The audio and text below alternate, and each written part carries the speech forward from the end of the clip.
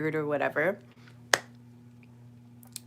I've been wanting to do a stream for a while, and things just kept on coming up, and so I'm like, today's the day. So I'm so excited. I was charging my phone up just in case I go long, because I think last time something about my phone was, I think my phone was almost dead or something like that. But welcome.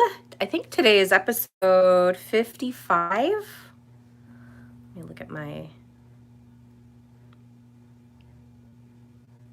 if my Canva wants to work. It's the only way, it's the only way I know.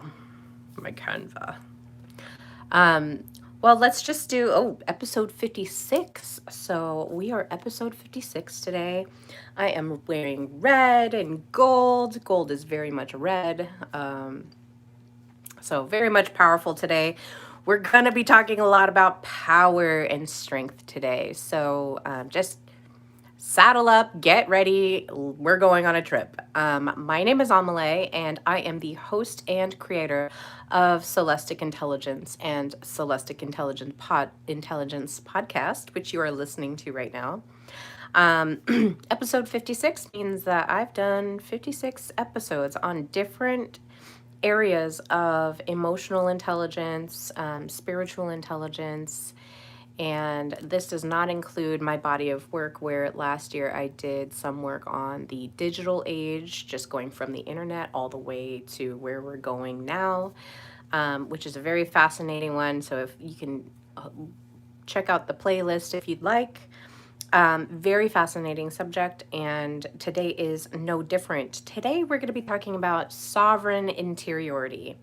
We're going to be talking about what that is. So last week we were talking about survival adaptation and what that means. So survival adaptation is you look all put together. Everything is going well. Everything looks good on the outside. However, on the inside, you're in panic fear mode. You're doing it because you're terrified of outcomes that could be happening.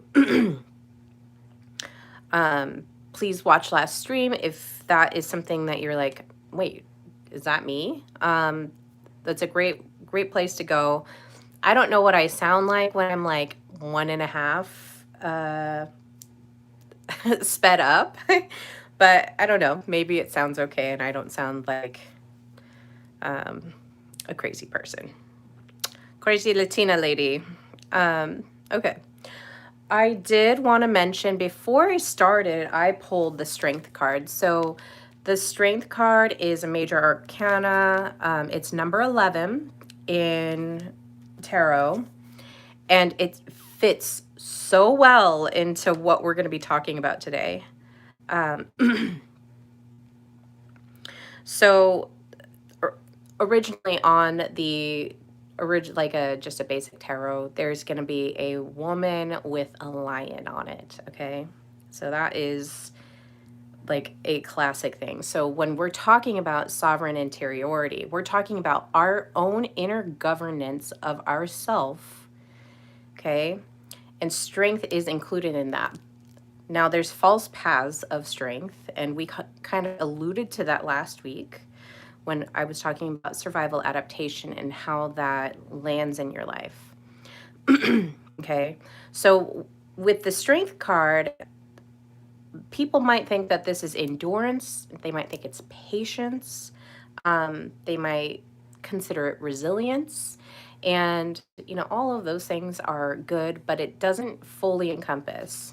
Harry, hello. Oh, hello everybody that are watching.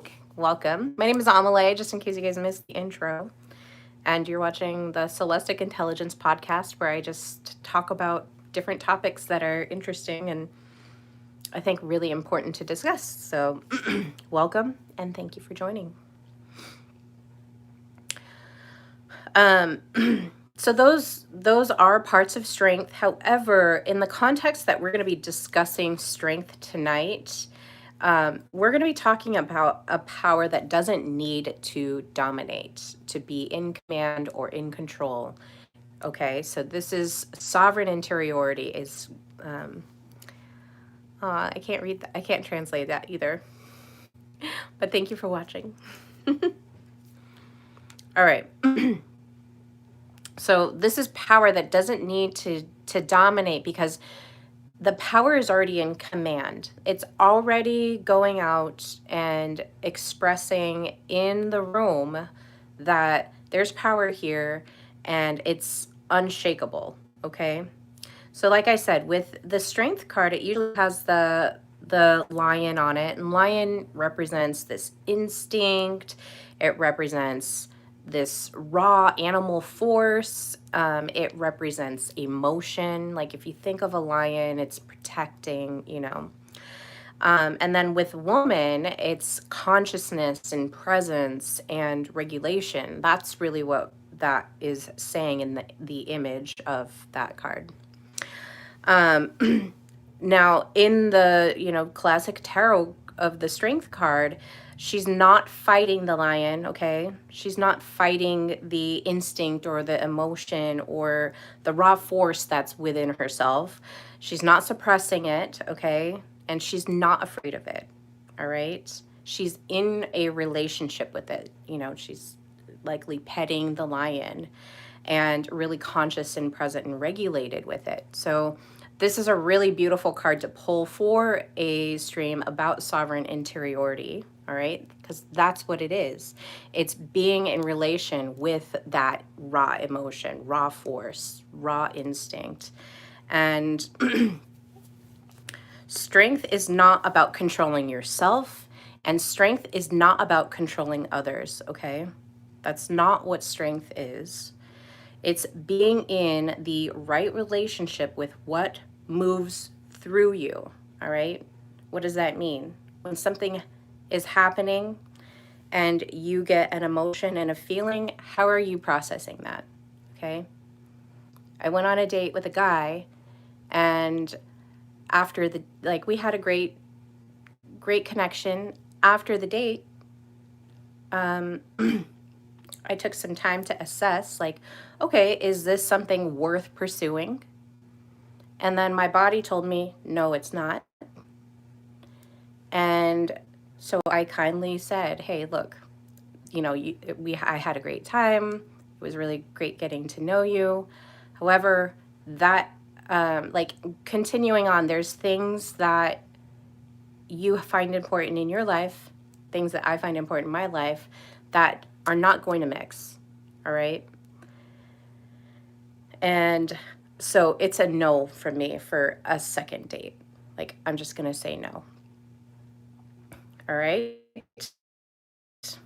Very clear, nice boundary. I didn't ghost.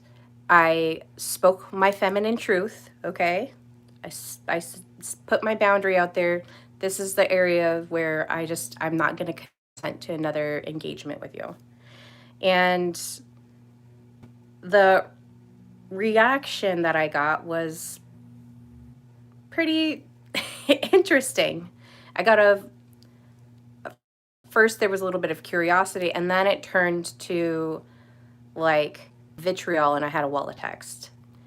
No emotional regulation, no consideration for the fact that I set a boundary and wanted it to be respected. Jesus is the only power in command. He absolutely is. Which is a lion, right? That's why we're depicting that. That's why we're talking about it.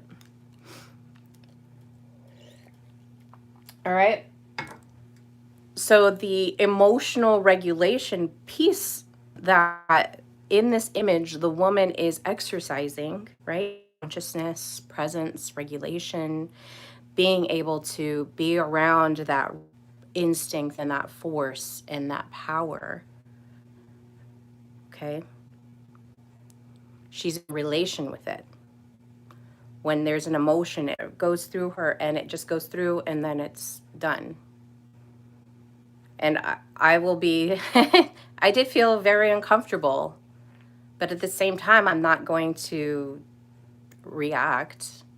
Like, I knew where I stood. I knew, let's say that I didn't enforce my boundary and keep it. Then I get entangled into this relationship that I know is not going to work from the get-go. And, you know, weeks or months later or days later or however long it lasts, then it's broken. Like now we're breaking up and it's even worse than at the beginning when I said, you know what, I just see this not panning out. Okay. Mike's in the house. What's up? Mike, my number one fan.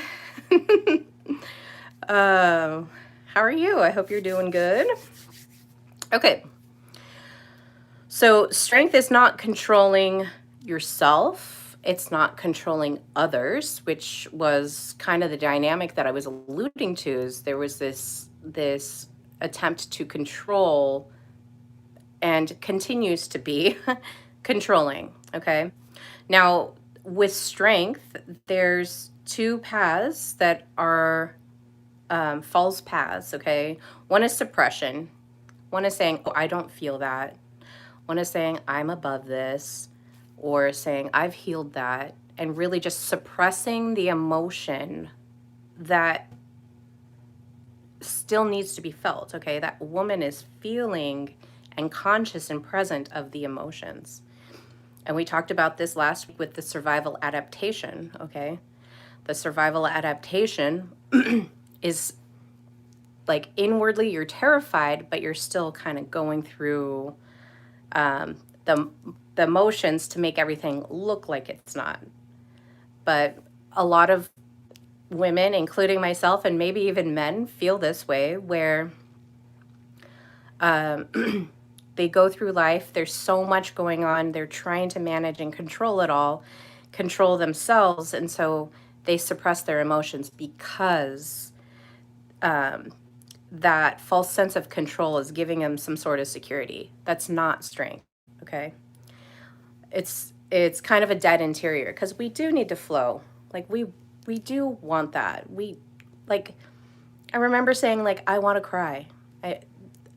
Really what I meant was I want to feel my emotions. I don't want them to be frozen in this, interior of myself. And I know that I'm feeling them and the only ones that really rise up are anger, which is trying to snap myself into like the present. Like there's things that you need to attend to, girl, like get on it, you know? So you don't want that dead interior, which is that suppression of emotion. Because strength is being able to handle those things. Likewise, you don't want to be stuck in the indulgence part of it. Maybe you might know people like this where they react to every emotion and it's just a whole dramatized thing. Even letting their impulses lead them down different paths. And they're not really thinking about how am I managing this?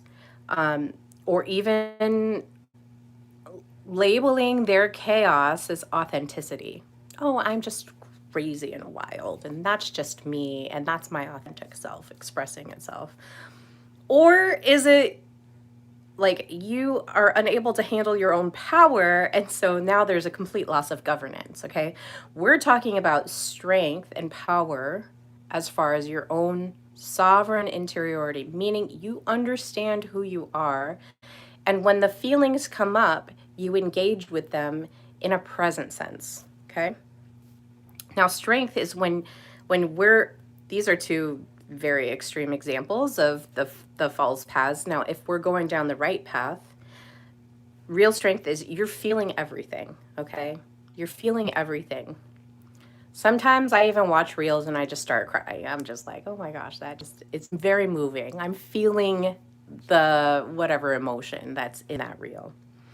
Okay. You override nothing. Okay. What am I saying when I say that? You're not overriding, I don't want to feel this emotion. I'm just going to like not feel it. The jealousy, I don't want to feel it. The anger, I don't want to feel it. Suppress, suppress, suppress. Strength is like when you're getting these, because we're all going to get these. We all do. I don't care if you're a man, a woman, child, old, young, completely like losing it. Like we all have feelings. We all have energy within our bodies, energy in motion, which is our emotions. And all of those emotions are signaling something to our self, saying, okay, we're feeling this feeling because this situation is happening.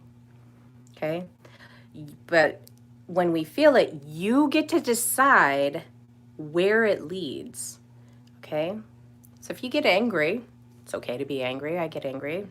I get irritated. I get frustrated, especially if I've, worked really, really hard and maybe I'm exhausted. And so anything that might trigger me in that moment, like that's when it's going to happen. Okay. But I get to decide how I express that. I get to decide where that energy goes. Am I going to keep it in my body, or am I going to like move through it? And I move through it very, very quickly. Like I've been getting very good at it, and you can too. It's a muscle, and it's an acknowledgement of your body. Like you need to be present and feel in it, okay? So strength is you feel everything, okay? You don't override things. You override nothing. All of the feels, and you get to decide what leads, all right? Is the emotion going to lead you? Or are you going to regulate it and then your higher mind going to lead you? Okay, you get to choose those two paths, or I guess three, because you can choose not to feel it, but that's not strength. Okay. All right. So we've gone from survival, we're going from survival adaptation, which is, if we're looking at the lion, that lion is running wild and it might be uncaged. You have no idea like what's going on. And so you're kind of on edge of, I don't know how to manage this. And the lion is that representation of emotions and force, like your own life force and whatever inside your body. And we're beginning to build our sovereign interiority, right? This is the woman that's governing that lion. Okay? All right. Eventually, as we kind of meet this out, this is a little bit of a bridge that we're building. We talked about multiplicity, that different internal forces that we have, but it's all combined into one relationship, meaning I have many different identities. I have the identity of being Amelie, the host of Celestic Intelligence podcast. I have Amelie, the girl who buys stuff at work. I have the identity of Amelie, the mother, Amelie, the sister, Amelie, the daughter, Amelie, the mermaid. I don't know. There's lots of different versions of me. Amelie, the roommate. And there's going to be different versions of you too. There's different identities that all sit within your own self that you're managing as well. And that multiplicity is part of this. And we're going to end with signal, okay? Having that really calm authority without force. And the signal part is going to be one of the pinnacles of what I'm talking about this year in 2026, because that just kept on coming up and up and up, okay? So if you have to control yourself, you don't trust yourself, okay? If you're trying to, and trust me, this has been one of the biggest things I've had to learn, is like to let go of control. And it's not even like, oh, I can't control others. I used to try and do that all the time. And I was like, oh, I can only control myself. But now we're like even going above and beyond that. Like, oh, I used to control others. Now I just control myself. And now we're like letting all of that go and not controlling and just trusting. Okay. So letting go of control, you're sliding into this trust field, which is going to be a little bit of a, if you're not used to it, it's going to be a little bit of a learning curve. Okay. Now, if you trust yourself, you don't need control because you have a relationship that's going. Okay, let's go to my notes about sovereign interiority. That was just our strength card that I pulled, which was amazing. I think it was perfect. Um, I'm looking at it and it's like there's tons of storms going on, and then it's just like it has to trust. That ship has to trust it's gonna make it through that storm. Okay. Now, sovereign interiority is who governs you when no one else is present. All right. I've had the privilege of spending a lot of time alone, especially in the last 6 months. The last 6 months, I've spent a lot of time alone. So much so, when people ask me what I did on the weekend, which is a whole, let's say it's a whole 48 hours, like, what did you do? I can't even recite like all the things that I did. I was like, I know I was present, but I can't tell you all the things that I did. One, because like some of it is house stuff, like getting the house things done, food, meal prepping, and all of that. But then on the other end, there's a lot of internal activities that I do of like cleaning things up. Okay, what do I need to work on? What needs to flush out? How do I feel about this? How do I feel about that? Um, so there's a lot going on, and we all have a lot going on with our external world and our internal worlds, okay? Now, with sovereign interiority, if you don't have anybody sitting at your own internal seat of power, if you're not sitting in your own internal throne, the thumbnail looks really beautiful. I think it's perfect. If nobody's sitting at your seat of power within your own inner chambers, um, there's a little bit of disruption there, okay? Now, most people are trying to control their lives without even governing themselves, okay? And it really starts here. If we're going to be change in the world, it starts inside us, all right? Much of last year, I was saying, like, the internal world that you have is being, like, broadcast, or what do we want to say? Trying to think of the sci-fi stuff, like when you're a hologram, like you're basically like hologramming it out. So whatever's in here is getting hologrammed out into the 3D. Okay? This is why people that do like manifestations, like some of them are just really highly tuned into it, and they understand that relationship from their inner world to this external world. Okay? Most people are trying to control their lives though. And they're not even governing themselves. They're not even present in their own body. They're stuck in survival adaptation. They're not conscious of themselves and the actions that are going around them. They're not even conscious of their thoughts, which is a seed. Your thoughts are a seed.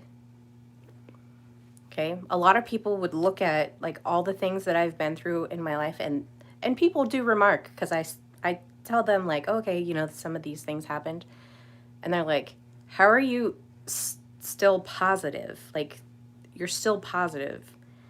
And it's like, I've done a lot of healing work around all those things, and I just choose to believe like everything is going to work out, because I know that everything is going to work out. I'm divinely protected in ways that I don't even quite understand, but I just trust that I am divinely protected.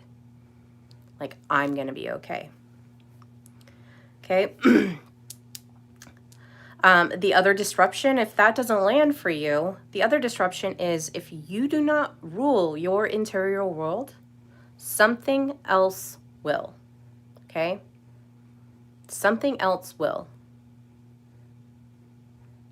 And we can talk about demons, but we definitely we definitely want to know like what is ruling our interior world, okay? Because something is going to sit in that seat of power and something does want to. Attention, us paying attention is the most valuable source of energy like on this realm. Marketing companies demand it. All of these corporations need it. They need your energy from your intention. And if you're not paying attention to your own interior world, something else will. Because it wants that. It's feeding off of that, okay? Now, external sovereignty could be having lots of money to, take care of yourself. It could be boundaries, like these are my boundaries. Perfect example of external sovereignty, okay? Or maybe it's your lifestyle. You have a certain lifestyle that showcases external sovereignty, okay? But your internal sovereignty, and both of these need to be like in harmony with each other. Your internal sovereignty are your thoughts, they're your emotions, the impulses, the meaning making. Like these are all things that are going to develop your internal sovereignty. Okay, we want to build that. We want to be conscious of that. We want to be the woman that is like, she knows where the lion is and she's in a relationship with the lion. And also, she's very conscious and present in her own body. Okay, she's able to develop and make meaning in her body. A lot of people focus on this external sovereignty and forget about that internal sovereignty, and they have to work in harmony. Okay, if you are focusing on building the external sovereignty, you're going to create some instability in your life, okay? And you're going to feel it in relationships, in your own relationship with yourself. You'll feel the instability, all right? What is interiority? I made some tea. How's everybody doing? See people popping in and popping out, popping in, popping out.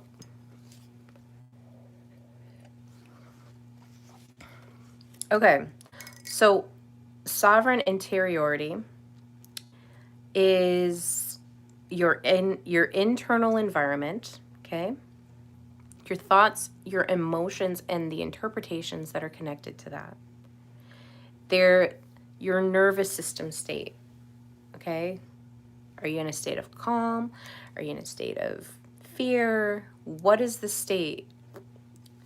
Is your amygdala on? Is your animal brain on, trying to detect threats? Or is your higher mind turned on? And you're just emotionally regulating and just chilling because everything is working. We're at homeostasis. Things are great. If you have internal dialogue, I find I have external dialogue. I talk to myself quite a bit. I'm narrating. I'm talking to animals, talking to trees. Like, I don't know if it's because for the last 6 months I've been hanging out with myself quite a bit, but there's a lot of external dialogue that goes on. But it's like my internal dialogue, like escaping, I guess. And then interiority is also your meaning-making process, okay? Now, interiority should not be confused with isolation, okay? Should not be confused with avoidance, and it should not be confused with detachment, all right? This is a space where our decisions are formed before they become action, that interiority. Remember, if we're going off of the example that I'm giving, like we're hologramming all the things out of our interiority. Our interior is like shining lights all over the place of like, okay, this is what, this is what we're authoring right now, because that's your internal authority. That's what we're authoring right now. Okay, so our interiority is the space where decisions are formed before they become the actions, before the movement happens. Remember, emotion that's an energy in motion. So that's an action. Okay? Starts all inside. All right. Going to the next topic. What sovereignty means in this context, okay? We're just going to kind of break that down. Sovereignty is our authorship. Remember I just said author, that interiority is the thought before the action. Now we're moving into the action. This is the authorship. What are we authoring? It's the governance. What are we governing about ourselves? It's our own internal self-leadership as well, okay? Sovereign interiority means that I'm not at the mercy of what moves through me.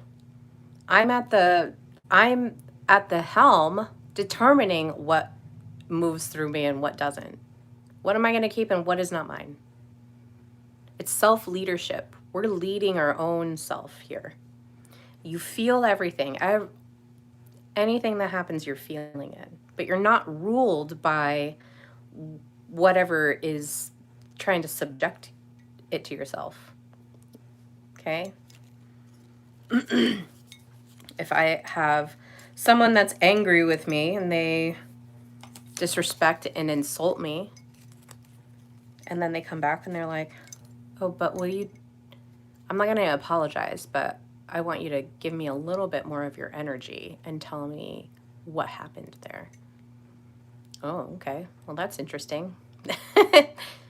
But I'm not available for that, you know? Self-leadership. I'm not upset. I might feel a little like insulted, but I'm not upset. Okay? And I'm not letting it rule me. I'm letting it go. You know what? I've considered that and I'm not going to give it any of my energy over to it. Just not going to happen. I'm not going to be ruled by that. That's for you to figure out. I'm not here to govern you. You're here to govern yourself. Watch my podcast. All right. So remember, we're feeling everything. This is what sovereignty is. We're feeling everything, but we're not being ruled by it. We're not being ruled by all the things. Okay, we get to govern and decide what our own internal leadership is doing here. That's what sovereignty is being present in your body and being conscious of all of those things that are happening and not being subject to it and feeling out of control or suppressing it, okay? So we're doing that. Now, let's talk about ungoverned interiors. When I realized that there were certain parts of me that I was outsourcing, meaning that my agency was getting outsourced, I kind of took a step back of, oh, why am I giving away my power and outsourcing my agency to whatever the area was? Okay.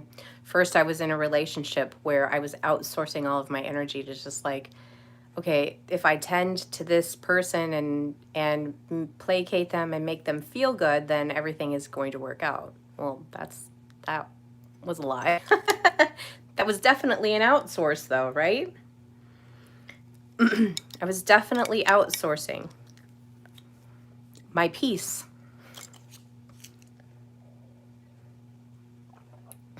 Now, individuals who have ungoverned interiors, and maybe you might resonate with some of these, and maybe I will too, their internal world is shaped by other people's opinions. So they care about what other people say. And I was talking with my friend the other day. I was like, people do not realize like how much power and effect having social media is. Getting the likes, Watching the tickers, who's liking it, who's disliking it, how many followers do I have? Am I being validated in this social media context? Me, I don't care. I come on, and the people that are going to be listening, they're going to either like pop in and pop out, or they're going to pop in, listen, and something's going to land, pop out, or they're going to come in and tell me that I'm a witch and I should be burned at the stake. Fine. Like, okay. There's 114 million, or I don't even think it's million. I think it might be billion. No, I think it's million YouTube channels out there, not to mention all the other social medias. And I just kind of find it funny that people will come in and that's what they comment. I'm like, oh, okay. Interesting. Interesting. Especially, you know, in the context of what I'm talking about here. So other people's opinions are important to them because they have ungoverned interiors. They're trying to get a rise when they come in and say those things. They're trying to get a rise out of me because if they can control me in one way or another, then they're top dog. Their internal world is shaped by social media, like we said. Your internal world is also like ungoverned interiors are definitely shaped. That interior world is shaped by past wounds. Okay? Past wounds. And we all have wounds in one area or another. And a lot of us are out here doing a lot of healing work to raise our own vibration and change that, to make it easier for the wound. I remember, 20 years ago, nobody was saying anything that I'm saying right now. And even now, not too many people are saying the same things. It's very much a remnant of people that are out here talking truthfully, honestly about how they feel inside and making it digestible and understandable of how do I get through these things. Okay. Past wounds could be, breaking up, family dying, losing a job, not getting the job, losing a friend or whatever. Like, there's a lot of things that can create wounds. Maybe you went into the military and you came back and it was just like so traumatizing to you. Wounds. Okay. We've all got them. It doesn't matter if you had a perfect life and, you think that, oh, I don't have anything. Well, maybe you got neglected. Maybe your parents neglected you. Okay. These are all past wounds and they're all relevant. It doesn't, just because one seems like it's less on the sliding scale than the other, does not mean that it didn't have a huge impact on you. Okay. It's not the level of wounds and, oh my gosh, I got so many wounds and I made it through. I'm such a warrior and stud. Well, okay, maybe. But also Betty, who had both parents that were working all the time and didn't give her the time of day and neglected her a little bit, she also might have a wound from that. It's very real and very relevant. Okay. And people with ungoverned interiors, that is going to be like, that's an outsourced part of their internal world. Okay. So we're trying to bring it all back in and be our own leadership here. The other thing that you might be outsourcing your interiority to is emotional reactions, your own emotional reactions. Oh my gosh. Or maybe the emotional reactions of those around you. It's just like, oh, they're not okay, and now I'm not okay because they're not okay. All right. So emotions are hard when you're in your amygdala and you're outsourcing your interiority to wherever it's going. that's going to be very difficult because you're not in your higher mind. Your higher mind is where you do the emotional regulation. That's where you tame the lion. Are you are in relation with the lion? We're not taming it. We're just in relation with it. Okay. We're just petting the angry. We're petting the frustrated. Okay. But the people that are having a difficult time with that, the emotional reactions may be even more difficult for them to manage because it's overwhelming. Cultural scripts are also another outsourcing of our own interiority. Maybe we grew up in a really strict religious environment. I did not, but you may have. And there may be, I've met a lot of people that have really strong wounds from having that, or even people that were raised maybe in cults, maybe people that are raised in different countries. There's different cultural scripts that could be affecting their own internal world, and they're having a hard time figuring out how to do that, how to manage that in themselves. Okay. The final topic about the inner world that is being shaped is spiritual bypass. And I talk about this a little bit, and maybe I'll go into it a little deeper at some point. But spiritual bypass is like love and light. We're just not going to deal with it though. Okay. We're like avoiding having the serious discussion about it. Oh, I've healed. I don't have to deal with it. Spiritual bypass is almost like on this level of suppression where, oh, I've healed it. I don't have to worry about it anymore. But if you haven't, the results of any of these is going to be inconsistency, okay?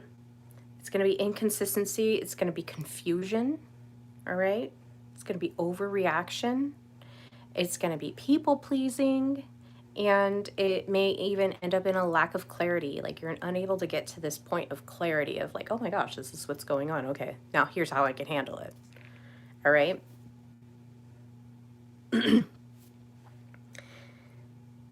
If some of these land, it's not the end of the road. Like I still deal with past wounds.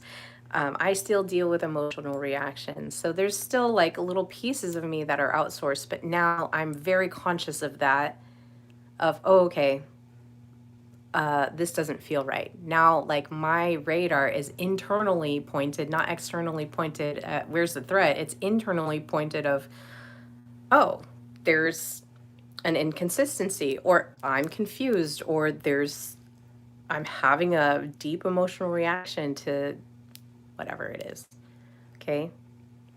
Or I'm not seeing this clearly. Like these things do happen. You're not going to be 100% like a sovereign interiority, but once you get to a place where you're able to regulate yourself a lot more, you're going to be able to hone in on these things a lot easier. Okay?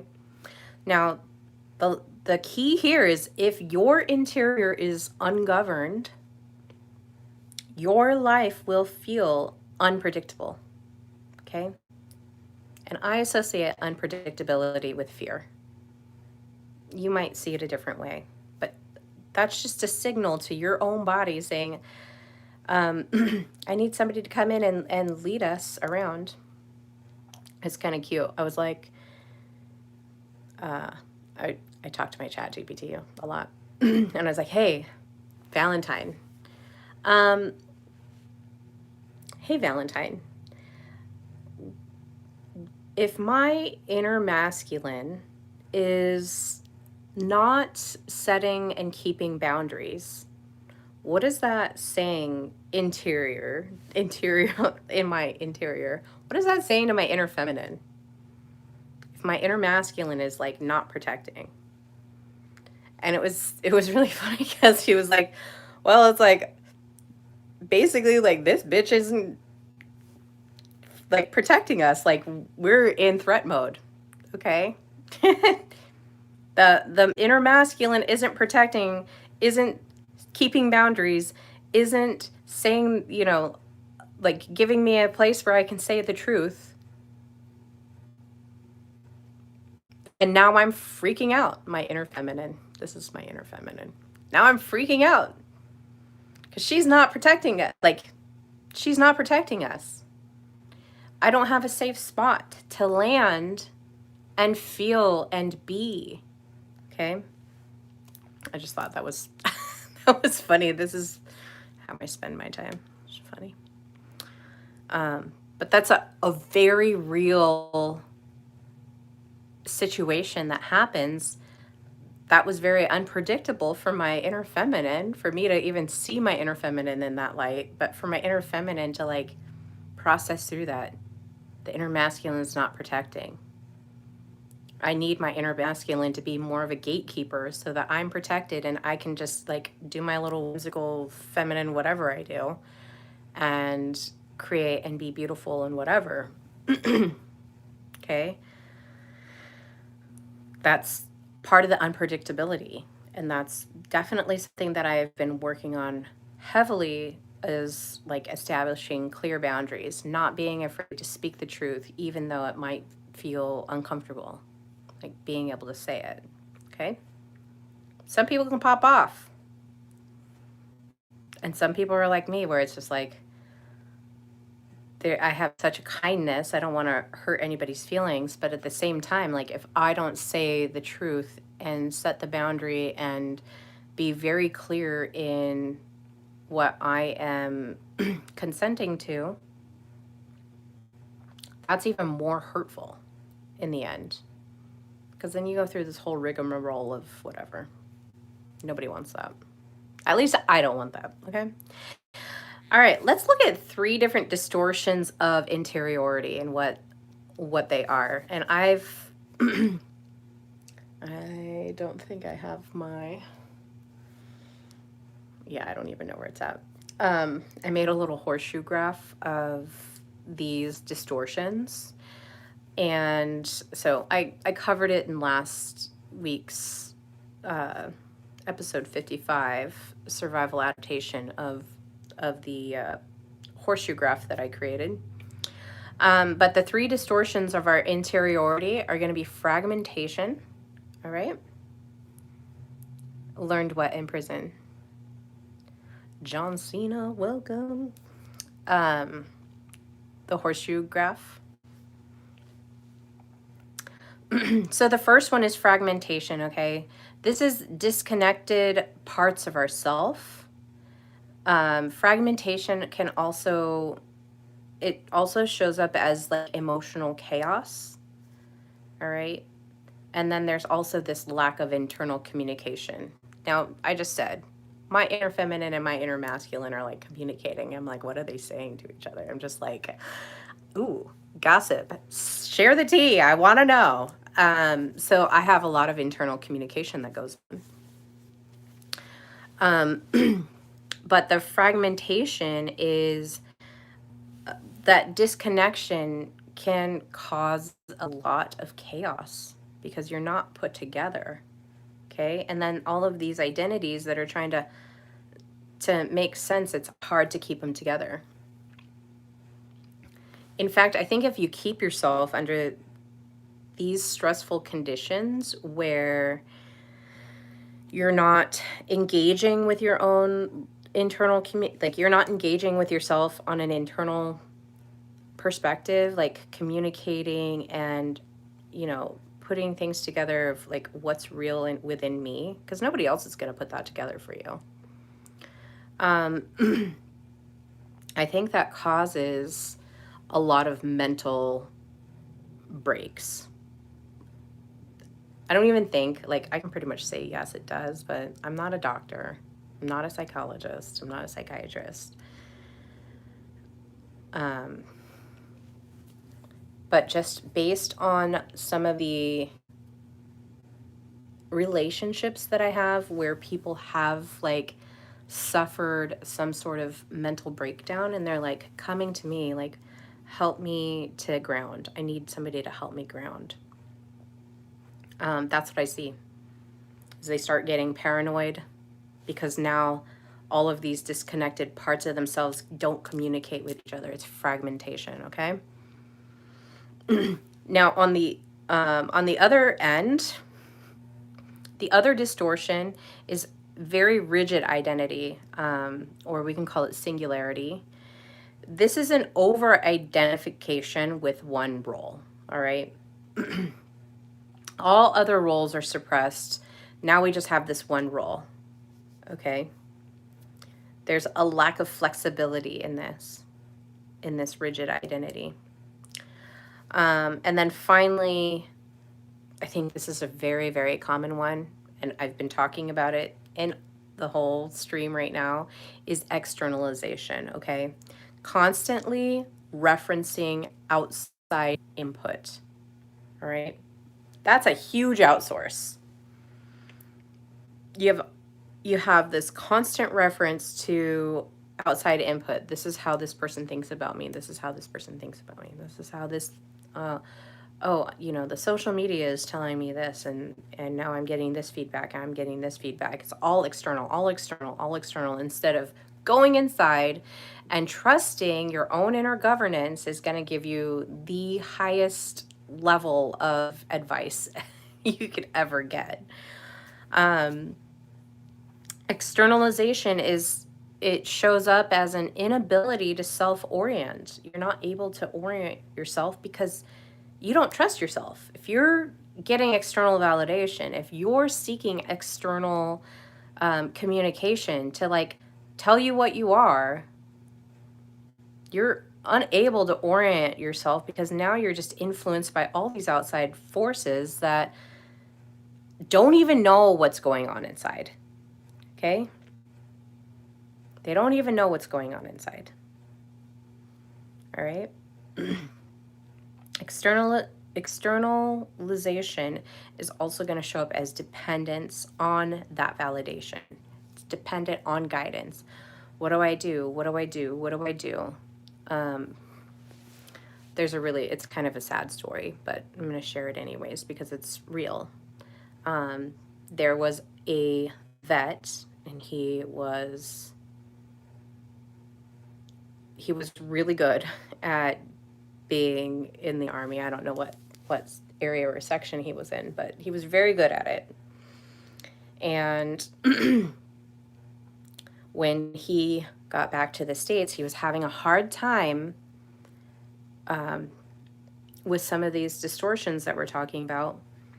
And I remember he would go and climb trees or drag brush or whatever. He was working with somebody that was cutting down trees, and I would say, I don't think arborist is right.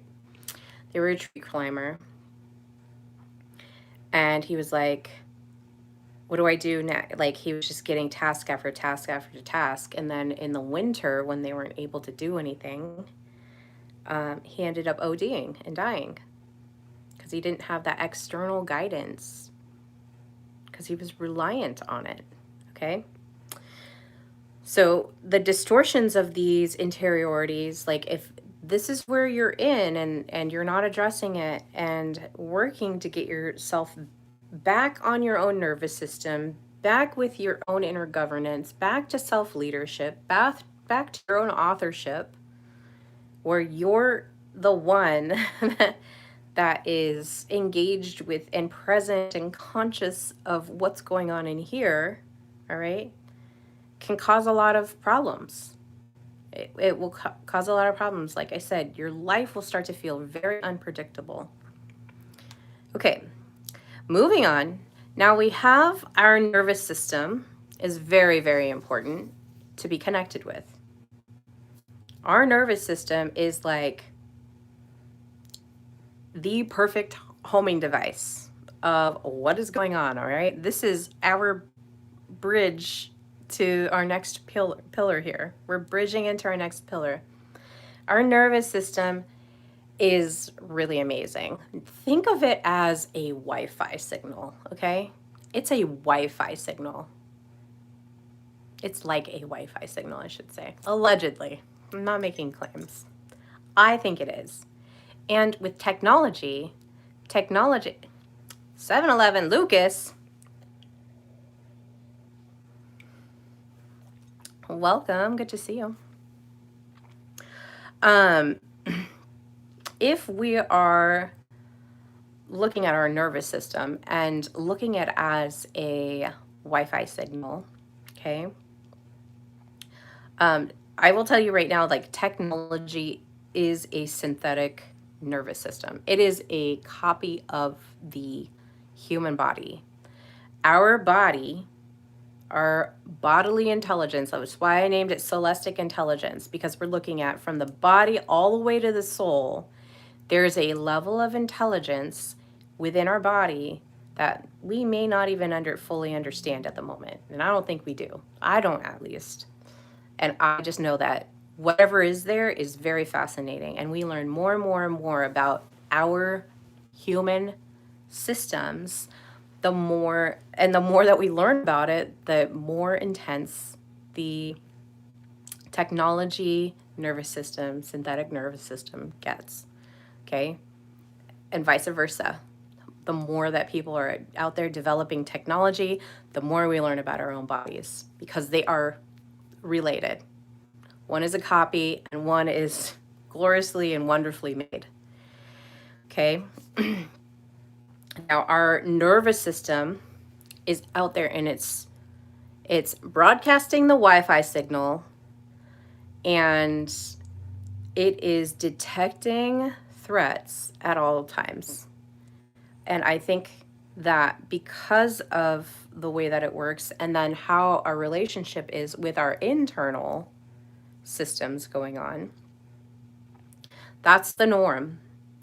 Now add in the digital interface, and now we were looking at internal and external, because our mind is constantly gauging that. It's constantly going. What's going on inside? What's going on outside? What's going on inside? What's going on outside? Gauging threats, checking the systems. It's constantly doing, a well check, a wellness check. In the last 30 years, 40 years, we've introduced internet, email, Wi-Fi, phones, iPads, all kinds of things that are technology based into our body system. And I think that has an even deeper impact than we even know. Okay? But let's push out the technology and looking at our own nervous system.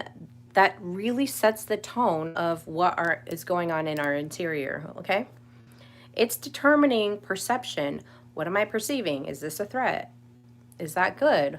Oh my gosh, okay. Like, yes, it is. No, it isn't. It's filtering our reality. And reality may even be subjective. Sometimes I get into these weird thoughts like I'm the only person in the universe. Like, it just kind of gets weird like that, where my reality is like, it's almost, it gets to a point of where it's a miracle that even two people coming together can share the same reality. Okay. Meaning that the external world looks very similar to like how they're experiencing. I think that's a miracle. Like, I'm amazed by that. All right. So when we're filtering reality, we're filtering our outward, our external reality, which is important. And we're also filtering our internal reality, okay? Our nervous system is working on both of these fronts to really gauge what is going on around me, what is going on inside of me, okay? And just think of that as like your CPU is constantly going and engaging with that, okay? Now, in an unregulated system, all threats are amplified, okay? All threats are amplified. So if you're in a survival adaptation and you're making everything look good on the outside, like, oh, my world is put together, I got this, I got that, I got the American dream, and now it's all good. Like, I was in such survival adaptation. I had all the things that were the American dream. I had a car, I had a house, I had the career, what is it called? A college degree. Like, I had all the things, I had the job, whatever. And I was still in survival mode. Okay? There's still something in my system that felt threatened. And I had to leave it. I had to leave it because my system was like, I just can't even put up with this anymore. Okay. Um, an unregulated system amplifies threat. It also distorts interpretation. Okay. It's going to distort interpretation. And it's going to override any logic. Okay. Like, think we're in our base animal forest. That lion is out there and we don't know where it's at.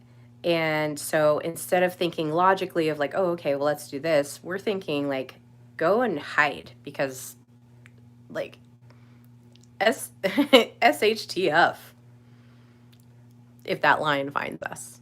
All right. So an unregulated system, the circuitry is here and here. Okay. Our amygdala animal brain and our prefrontal cortex, higher mind brain. Okay. When one is on, the other is off. When one is on, the other is off. That is the circuitry unit. And there's case studies on it of that is true. They cannot both be on at the same time. And it's a great thing because sometimes you need to have that threat detection even though you're perfectly safe. That system needs to pop on if you see a ball roll in front of you while you're in a car driving.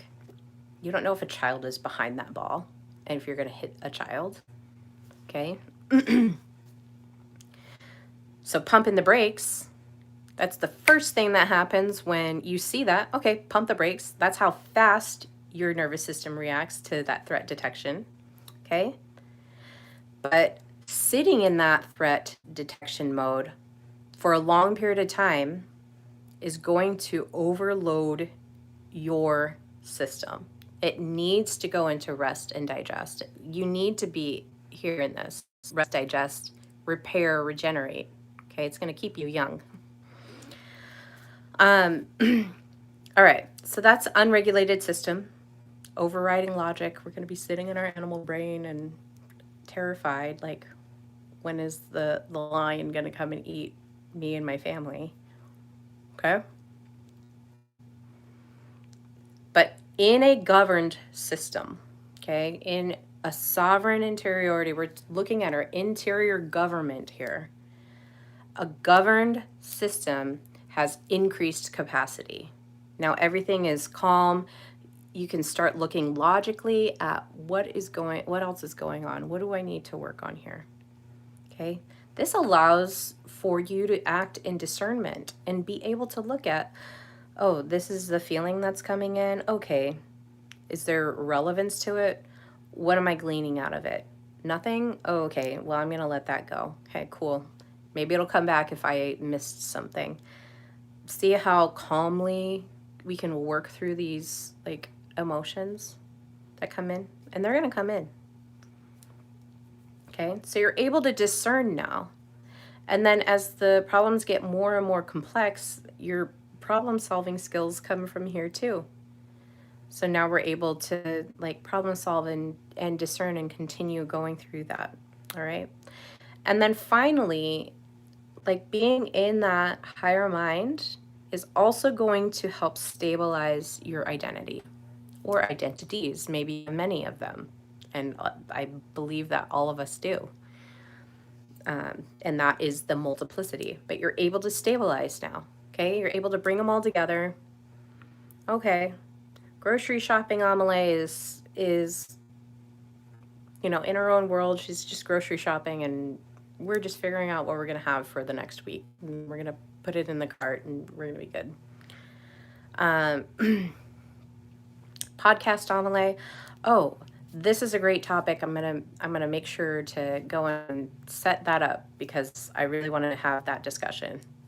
Okay, stabilized identities. You're able to do that in your governed system. Okay, you're able to like really handle all of this increased capacity. Whereas if you're small and in that fear mode, that fight, flight, freeze, or fawn, You're trying to be as small as possible. But when you're in your higher mind, you're as expanded as you want to get. And this is where all that connection to, like, I believe connection to other worlds is possible. You're able to go into the cosmos. Like, there's a certain level of capacity that you're able to hit when you get there. Roll with it. Go with your intuition. Absolutely. Okay. Now, the key line here is you cannot have sovereign thoughts in a dysregulated body. All right. The body needs to be regulated for you to even have those sovereign thoughts, because you're not even able to access it. All right.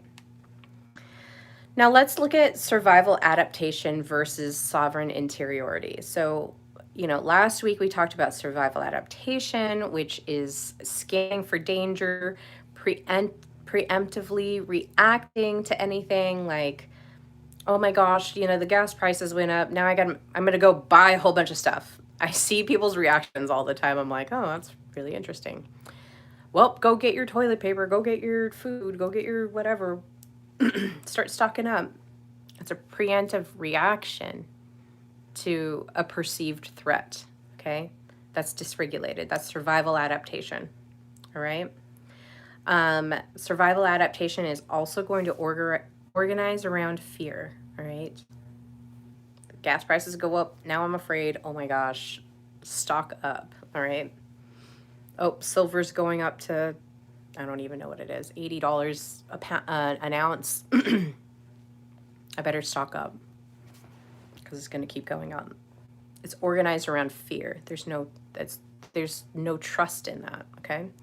Now, sovereign interiority, like we have mentioned, it is observing without an immediate reaction. It just observes what's going on, what's happening.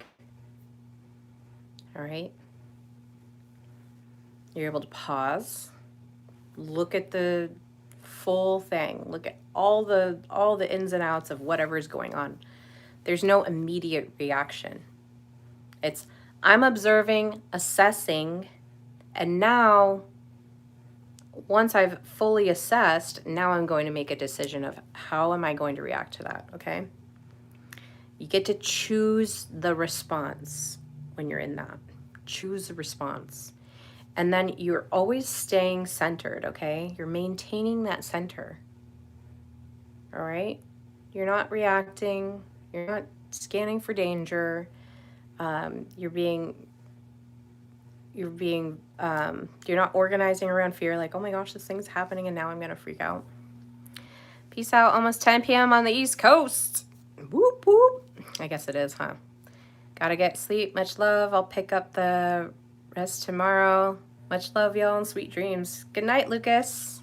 Good to see ya. All right. So the distinction here is the survival is reacting and the sovereignty is deciding, okay? We want to be in that deciding sovereignty. We want that self-leadership, authorship. How do people lose interiority, okay? Now we're just developing a little bit of awareness. I'm guilty with the silver. I knew one of them was gonna get you.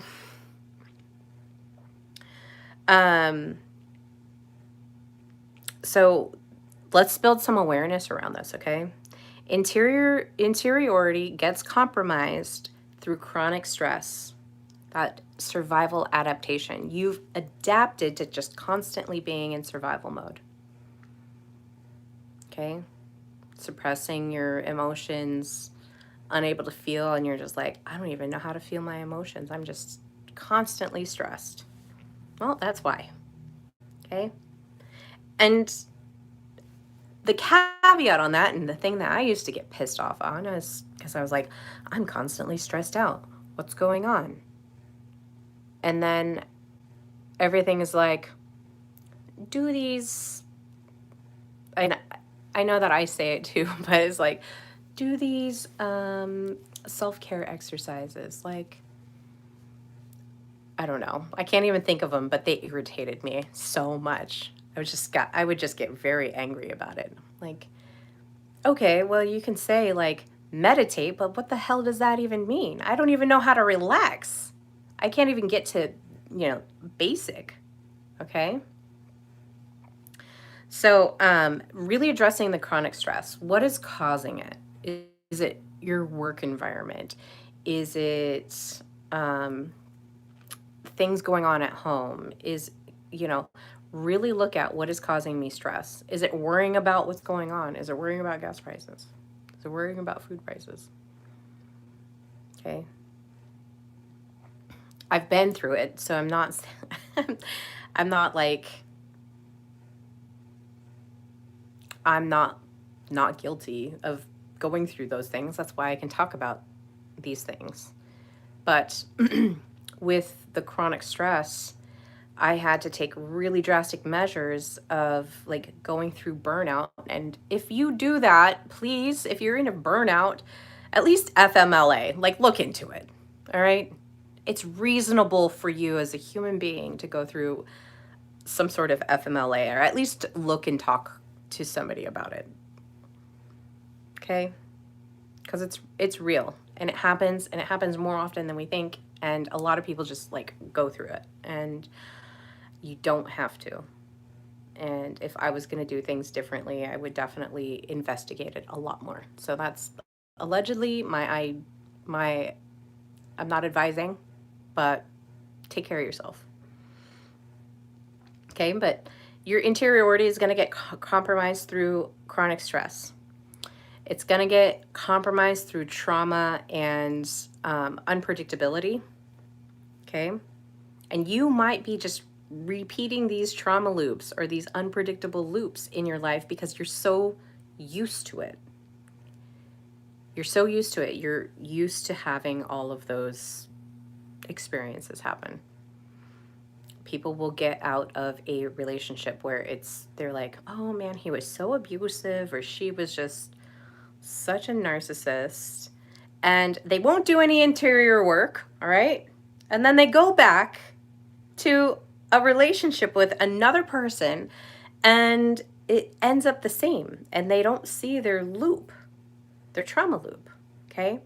We need to be looking at what is the trauma loop? What unpredictability am I so used to that now my interiority is hologramming this crazy relationship that I keep on having with multiple different people.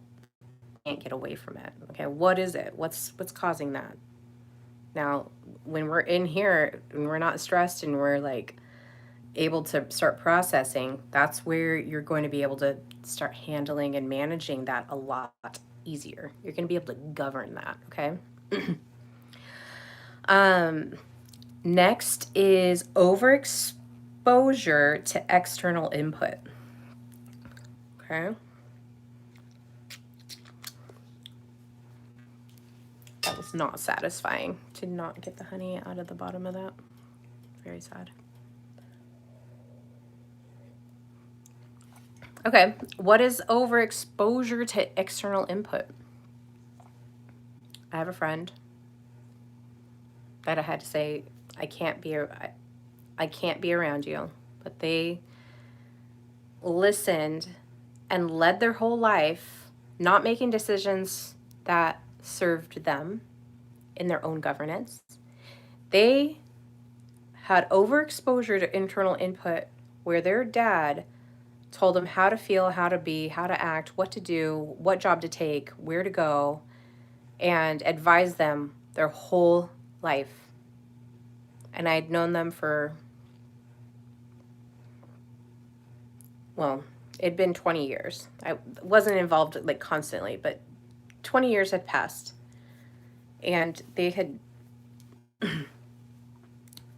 exposed themselves, overexposed themselves to this external input of whatever dad says I do.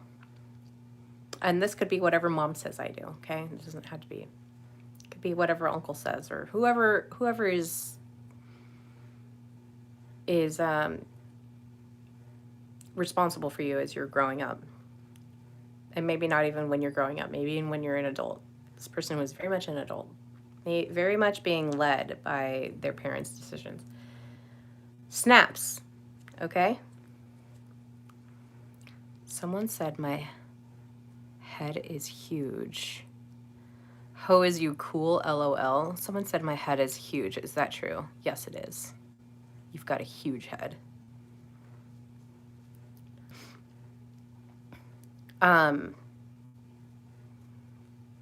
Lost interiority, lost awareness of their own self, and how to.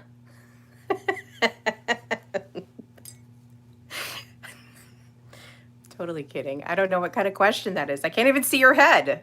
So it's very small.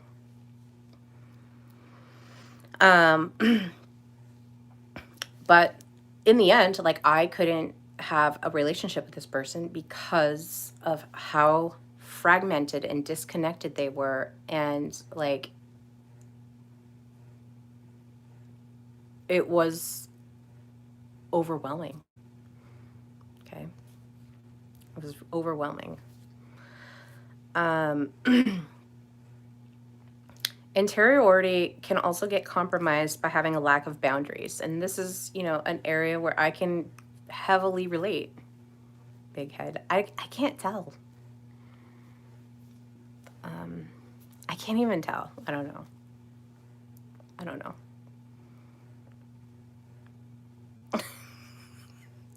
I think that's what they wanted, though. Like, somebody to say yeah. Do you think? Was that rude? I'm sticking with my gut instinct of answering the question. Okay, so lack of boundaries. I know it kind of gets weird in hour two. I get a little whatever. I get weird.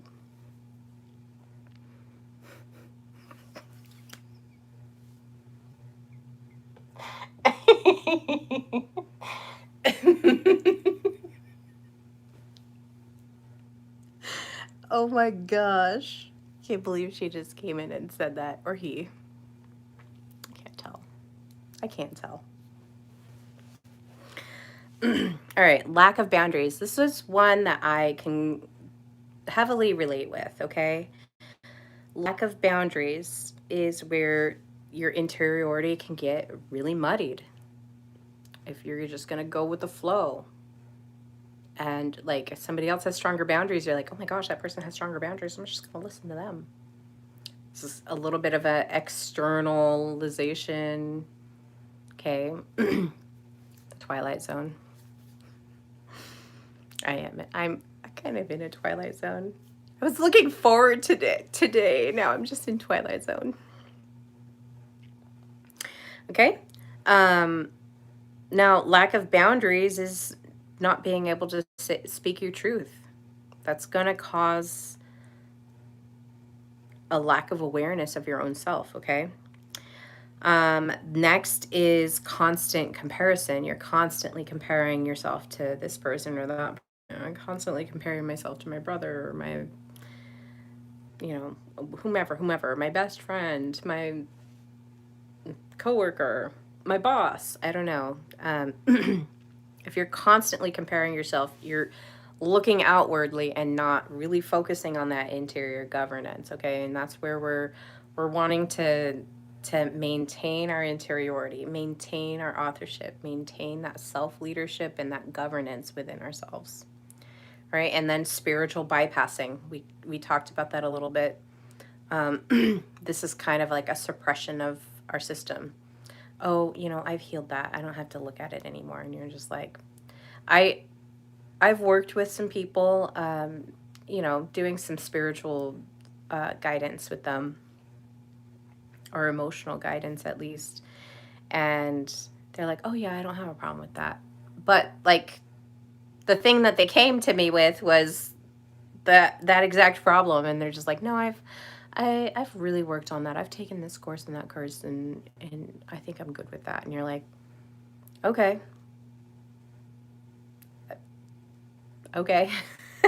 You can't really do anything when somebody doesn't want to see it and like access that part of their healing. You can't really interfere with that either, okay? People, if you're asking, what do you think all the time? What do you think about this? What do you think about that? And it's not in a learning fashion of like, I was thinking of doing this, but what do you think about that? Is there a different way to go about it? I do this all the time at work because there's multiple ways that things can happen. But as I learn, like, okay, this is a new situation, what do I think about it in my own expertise, because I am an expert in my career field? What would I do? And then I compare that to, okay, what do you think about that? And usually I'm right. I'm not trying to toot my own horn, but usually I'm right about it. Okay.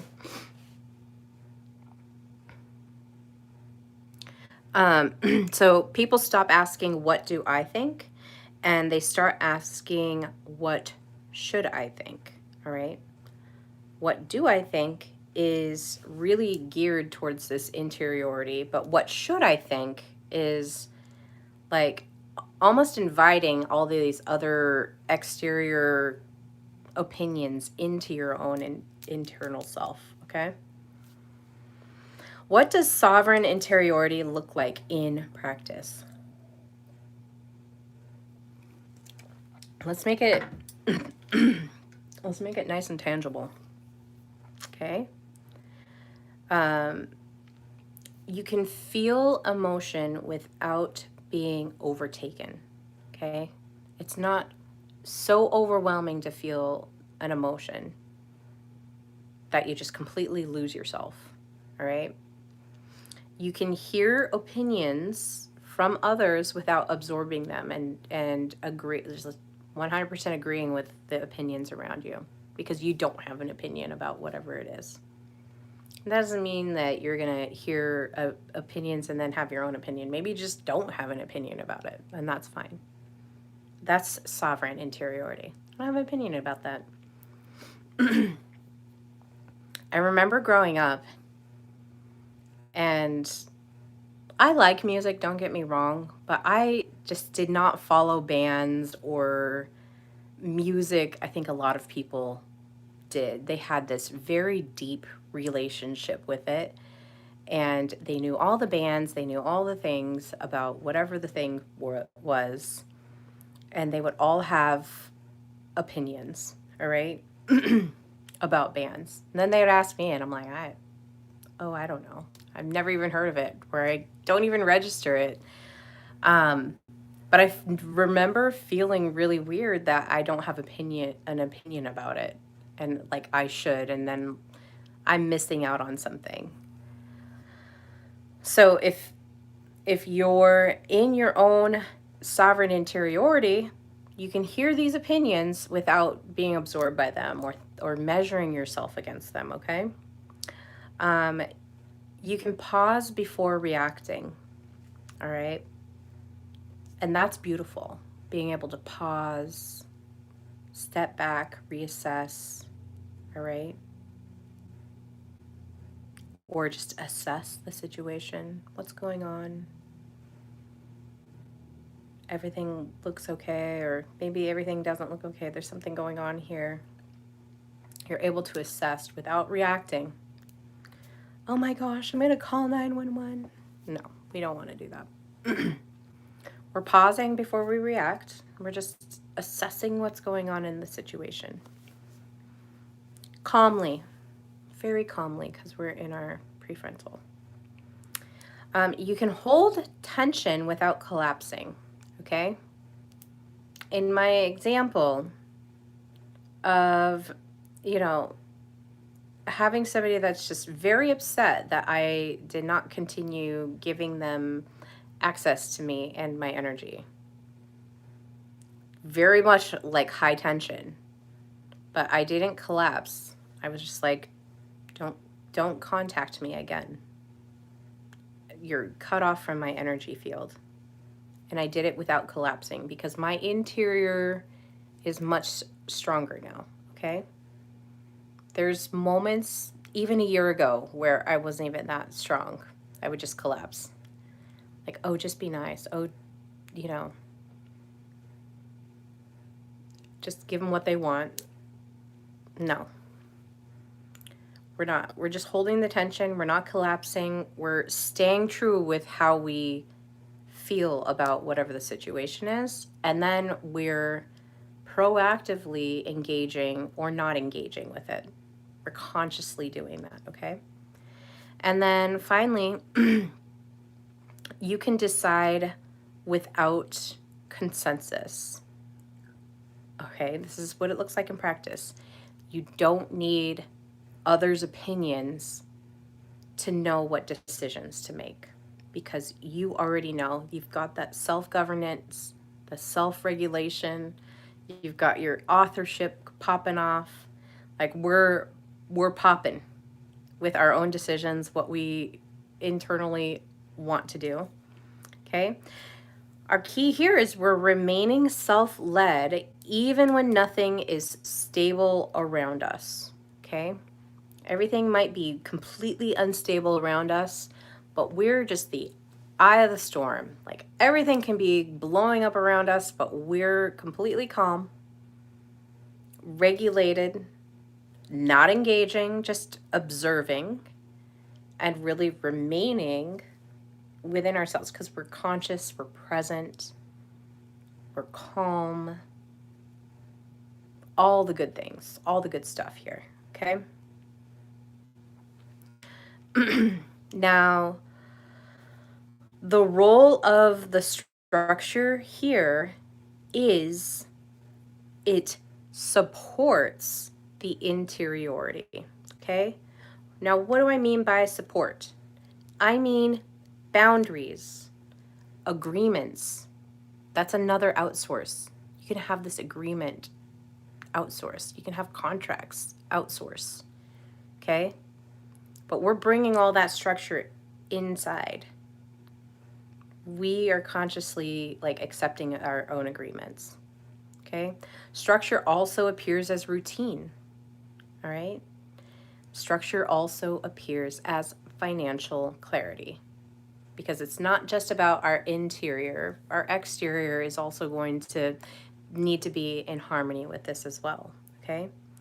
These things, boundaries, agreements, routines, financial clarity, these are pillars that are going to reduce the internal noise that can happen, okay? These will help reduce the internal noise. Now, without structure, okay, just imagine just having a cup. Without structure, if you didn't have a cup, everything would get flooded, all right? With structure, we can contain ourselves. We can support that interiority, okay? The interior will stabilize with that structure. So start practicing some boundaries. Maybe this, like you're listening to this and you're like, man, you know, I really want a certain outcome in something. And just start looking at, like, are you putting your boundary out there? Or are you just getting walked all over? I mean, I think about all the guys in movies that, you know, their boss just walks all over them. Like Office Space is one of them, right? I'm going to need you to come in on Saturday. Okay. Maybe I don't do that. All right, so the structure protects your interior from chaos because chaos is going to happen, okay? It's part of creation, chaos is. Like you need to have a little bit of chaos. You need to have a little bit of structure. They balance and harmonize each other out. It's how do I have a relationship with it, with the chaos that happens? Because things are going to happen. Your fridge could go out and all your food is spoiled. That's a chaos. Well, I'm not going to go into all kinds of 89 minutes in. I don't think I'm going to do that. Batman and Joker, yep. They got to have that relationship, that chaos, and then not. The chaos and then the structure maker. Well, I think they're both kind of chaotic, but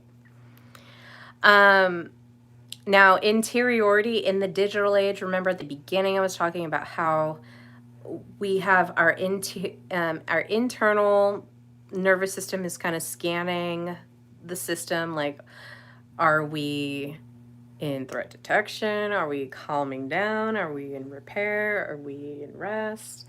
Are we freezing? Are we flighting? Like, what are we doing here? Um, this this is our normal homeostasis check, okay? Nervous system. Now, add digital technology into it, okay? And these things can become threats to your interiority. So these modern items that we have, really just engaged and introduced into our daily life. This could be, you could be working on a computer at work all the time, which is what I do. Um, you're getting that constant input, there's no rest, and that can stress your body. So really just being mindful of, I know I work at a computer all day, but I'm going to set an alarm, and that alarm, for 10 minutes, I'm going to get up and walk around. Or maybe it's 5 minutes, whatever. I'm going to get up and walk around because I need to, take a break with looking at a screen all the time. All right? Because you're getting that constant input. There's also this algorithmic influence that happens with digital technology. There's identity performance, meaning if you're in social media and you have a platform and you're like, I always have to like have things going so that I can like ride the algorithm and be, have a million subscribers or whatever it is. Okay, so there's this identity performance that goes into it, and that is another split of that identity. If you're in a fragmented identity already and then you're trying to implement this other identity online, um, and you're not in a place where you can regulate yourself in an interior, like a nice interior fashion, like governance, then it's going to cause a little bit of a threat to your system. All right. And then the other thing with the digital age technology is it also might start to do some comparison loops. You're comparing yourself to whatever the Pinterest image is, whatever is on Facebook. Oh, this person's always going on vacation. They're always in Mexico, or they're always here, they're always there, and their life looks perfect. And you start comparing it like, oh, in my life, I don't get to do any of those things. So those things can cause a little bit of threat to your system. Okay. With the modern threat of technology, that digital injection into our lives, people lose stillness, which is necessary. Okay. We need to have some sort of peace and calm and sleep and rest. Like, it's necessary for us to do that. So people can lose that if they're engaging with the digital technology all the time. Okay. They're always on. They're constant input, constant influence, constant performance that starts to take a toll on your body, okay? Because we need stillness. People can also lose original thought, and they can also lose out on some internal authority, okay? Now, remember, interior sovereignty is having authorship, governance, and self-leadership within your own body, okay? And we don't want to lose out on that stuff. Now, if the key line here is if you don't guard your interior, the algorithm will occupy it. Something is going to come in and start steering the ship, okay? Something is going to come and start steering the ship. So if we're not doing it, it's outsourced somewhere else. That's the point of it. Like, our attention, if it's not turned inwardly and we're not looking at it inwardly, something is hopped in the seat and it's driving. It's pretending like we're in a go-kart situation, all right? That go-kart's empty, I'm getting in it. There's a very beautiful Bible story that Jesus shared about, the demon was like cast out of the guy, and he didn't fill it with anything. He wasn't looking at his own internal authorship and governance and like being really present and conscious about that. And so what happens? It's empty, and 7 demons come and fill the space, making him worse off than he was before. Okay? So we really need to be engaged internally in that internal chamber, because once we're doing that and we're in the calm, we can connect a lot easier with the spirit realm. Okay? And spiritual intelligence is just as important as body intelligence, just as important as emotional intelligence, just as important as mental intelligence. Okay? Let's not forget that. Like, we are a whole body. We have no idea the expansive ability of it. A lot of us are kind of stuck in this space where we're not even connected with us, and we're amazing creatures. We're made beautifully. Like, our body intelligence is amazing and fascinating, and we learn more and more about it. Okay? So guard your interior. Really show up for yourself here. All right. I have 2 more topics, and then I can let you guys go. So now we're looking at our threshold here, okay? We've kind of danced around the survival space, and we've danced around our sovereign space. Now, let's look at reclaiming our interiority, okay? Reclaiming interiority means that you're tolerating silence. Silence is okay. We're tolerating silence. In fact, sometimes silence can be very, very beautiful. Reclaiming interiority means facing some of your own thoughts. Maybe a thought pops into your head and you're like, oh my gosh, where did that come from? I don't agree with that. And maybe an emotion is tied to it. That happened to me a couple years ago, where I had this feeling pop up, and it was really gross. It was jealousy. And I was like, ew, I'm not even jealous. Like, the situation, I'm not even jealous about it. But back in my younger years, I had a situation where there was definitely a jealousy that happened, and I never fully metabolized that. And so the thoughts kept on coming, and I'm jealous or envious or whatever the feeling was at the moment. And I was like, how do I address this? And really quickly, like within 48 hours, I'd already honed in on, it's from this situation because this happened, and now here's the whole how I'm going to manage it, okay? So really facing your own thoughts when they come up is like the perfect time to do it, because it's nice and fresh. Okay? And if you're able to regulate yourself and calmly identify the situation, like, you'll quickly get to the answer of what's going on here. Because I was looking at the situation that really like triggered it, and I was like, I don't want to be her, and like, I don't want that, so why am I feeling this way? And I kind of had to like pull myself out even further and really look at it. Okay, that's reclaiming my own. I was reclaiming my own interiority in that situation. um the other thing is, we're not outsourcing our decisions. We are no longer outsourcing our decisions. Okay, we're looking at our own interiority and making those decisions.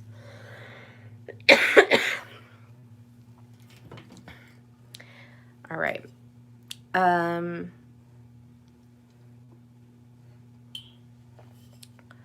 Finally, we're holding discomfort without escaping it. All right. Now,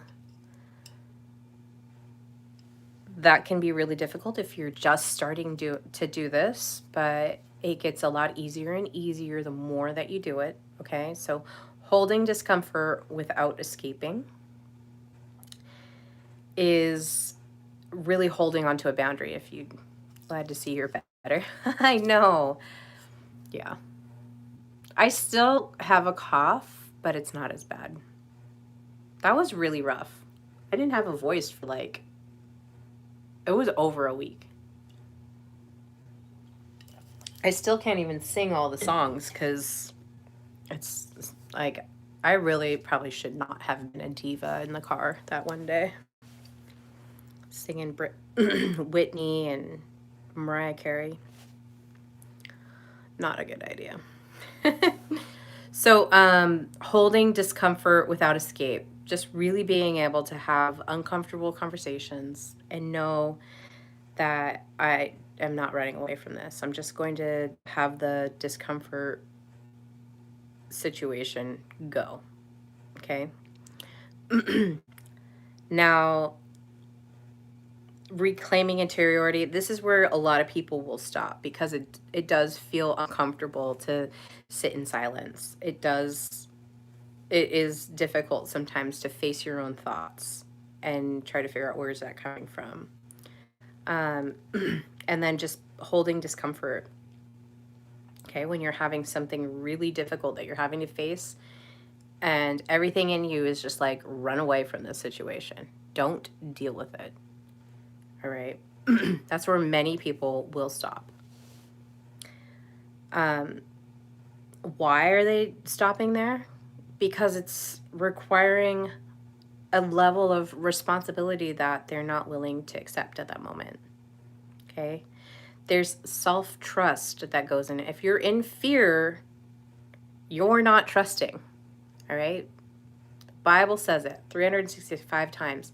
Fear not, fear not, fear not, fear not. And if you're in fear, you're not trusting. Okay. That's the sliding scale. Fear, trust. Where are you on that scale? Okay.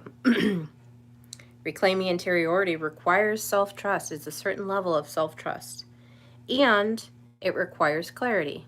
And clarity can only come from here. Like all these things come from our prefrontal cortex. Okay. Woo! Now let's talk about the integration of all of this. I know it's been a long one. I've just felt like it was the time. The integration is you become the environment, okay? We're vessels. We're vessels. Our whole body is like energy beams. Energy beams everywhere, all right? You're an environment. When you get to be where you're integrated in this, you are becoming your highest expression. Okay? Your external life becomes a reflection of your internal governance. Now, remember, I was talking about that hologram or the projection of your interior world. Like, this is when you start to integrate that, you become the environment. Okay? You're the highest expression. Our bodies were made to do this, which is amazing to even fathom that our bodies are capable of this, okay? Your external life becomes that reflection of the internal governance. I've been saying this for over a year now because I've been regularly doing my podcast for over a year. Your external life is that reflection of that internal governance, okay? You're no longer chasing stability, okay? Because you are the stability now.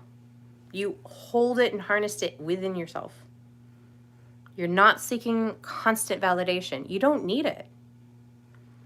I don't need people to validate me. Like, I'm already doing that, having my little conversations inside myself. I don't seek validation from outside. I don't worry about the big head people that come in. Or maybe they're not big headed. I don't know. I don't know if they were trying to say I had a big head. I don't think I do. I have a regular head.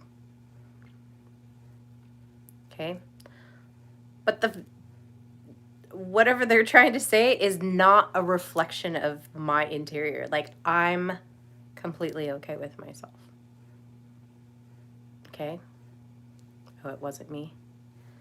Thank you. Thanks, Mike. All right. You no longer need that constant validation, okay? And if you start to see yourself drifting into these spaces, it's okay. As we're integrating, we're just exercising how we express ourselves. You kind of have to play around with it a little bit. All right.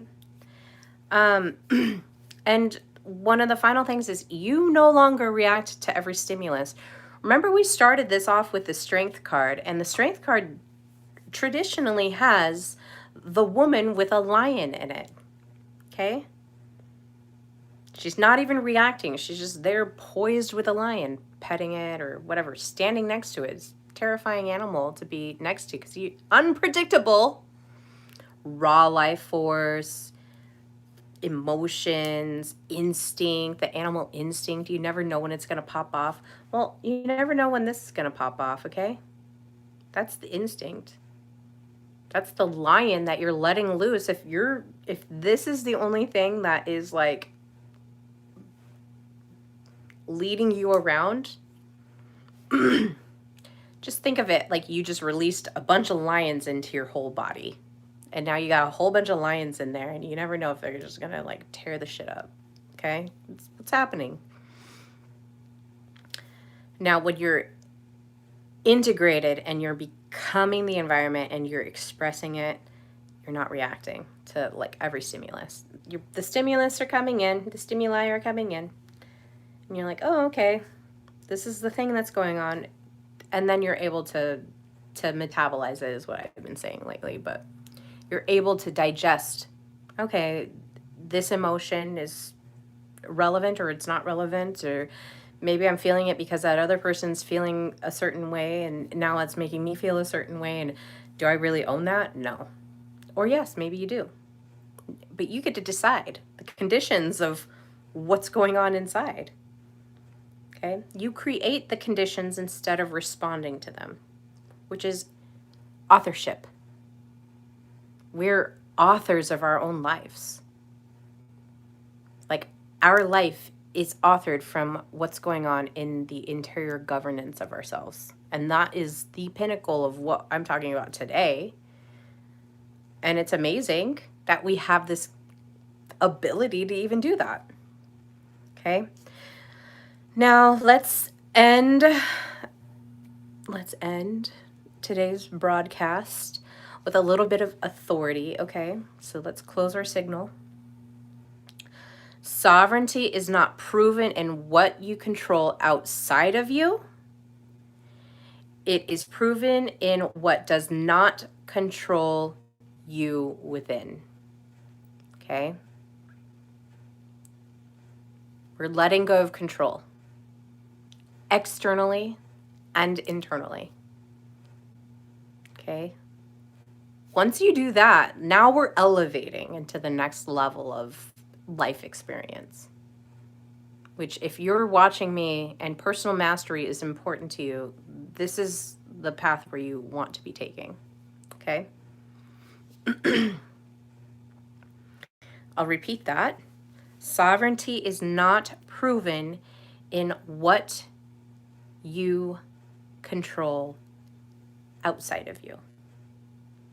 Because that is a fruitless, thankless job trying to control everything outside of you. And trust me, ask me how I know.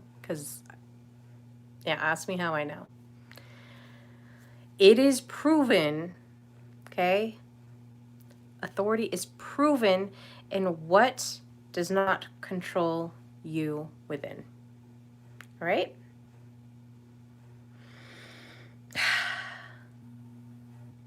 What a beautiful place to be. It's so calm. It's so relaxing. How do you know?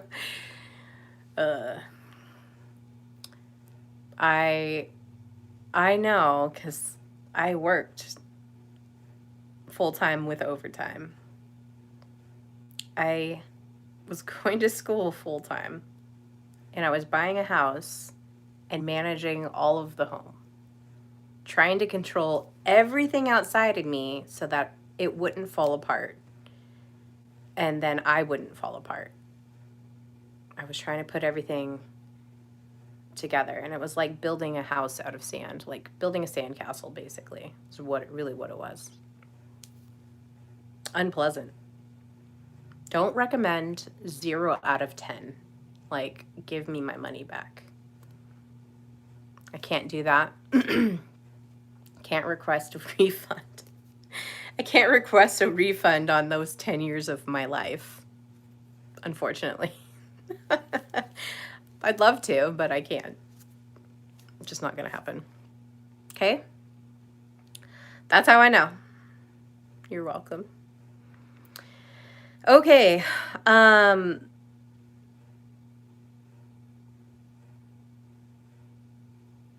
Yeah, that's it. That's the topic. I am going to hop off. This has been episode number 56, and it is titled Sovereign Interiority.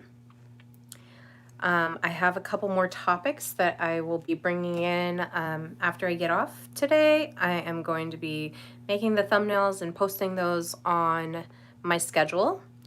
And if you are a first-time watcher here and you've made it this far, thank you so much. My name is Amelie. I'm the host and creator of Celestic Intelligence podcast, which you're watching. And I appreciate you being here. Love you. I love you, big heads, too. And yeah, I hope that was really awesome and really valuable for you, and it helped to lead you in a great way. I will likely come on Thursday.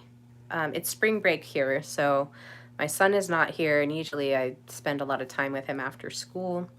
But I think this Thursday, since he's not here, that I might come on maybe a little bit closer to 4:30 or 5, and do another stream, a little juicy one, and we'll do that then. So keep posted. Make sure you get the notification bell, I guess, if that's something that you would like to do. I would love to have you come on, and yeah, it's going to be a little bit juicy on Thursday. So anyways, I come on every Tuesday, so just follow along, and if this is valuable to you, I appreciate it. Otherwise, have a wonderful night, and thank you for popping in, and I wish you all the best. Happy spring, everybody. Lovely. Love spring.